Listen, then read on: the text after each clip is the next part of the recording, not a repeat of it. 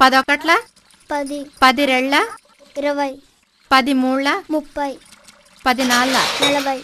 యాదమ్మా ఏమిటా చప్పుడు? పాప చదువుకుంటోంది. చేయి జారిపోయిందమ్మా. సర్లే నువ్వు చెప్పమ్మా.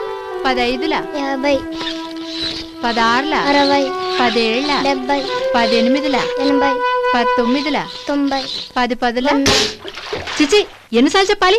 పాప చదువుకుంటోంది, బుద్ధి లేదు. నాలాగా కాకుండా నా కూతురు బాగా బతకాలని నాకు ఉంది. కానీ ఏం చేసేది? నా చేతుల్లో ఏముంది? అంతా మా తలరాత. చూడమ్మా, అలా తలరాతను తిట్టుకుంటూ కూర్చుంటే కుదరదు. నువ్వు మీ అమ్మాయికి మంచి భవిష్యత్తునివ్వచ్చు. దానికి మార్గం ఆమెను చదివించడం ఒక్కటే. బడికి పంపించమ్మా, పని కాదు.